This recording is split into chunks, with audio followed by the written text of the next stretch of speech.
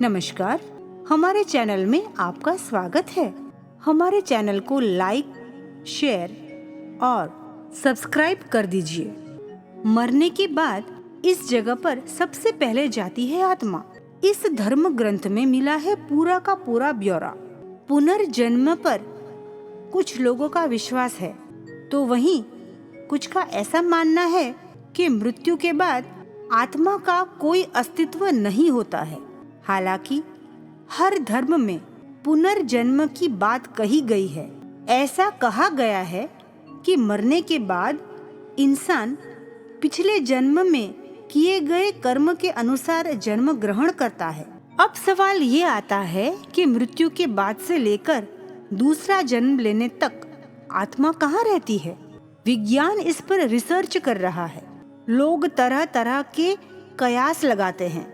सिर्फ धर्म ग्रंथों में इस एक चीज पर अच्छी तरह से प्रकाश डाला गया है।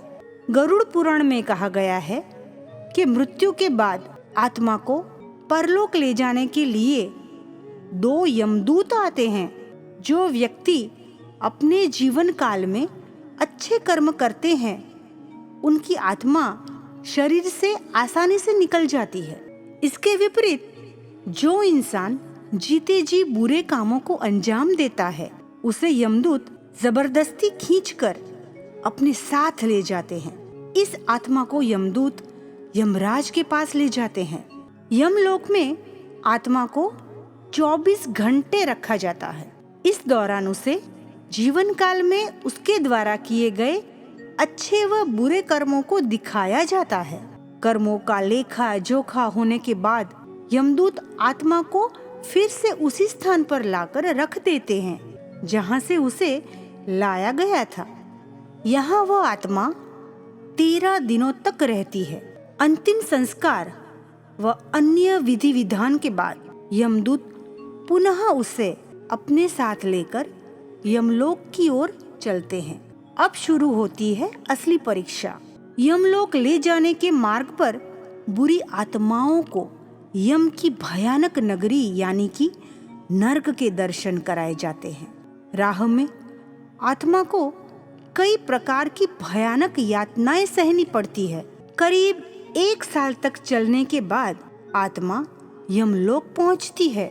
यहाँ पहुंचने के बाद यमराज कर्मों के अनुसार उस आत्मा को नर्क, स्वर्ग या दूसरी योनियों में भेजते हैं। इसी स्थान पर यह तय कर लिया जाता है कि आत्मा दूसरा शरीर कब तक धारण करेगा।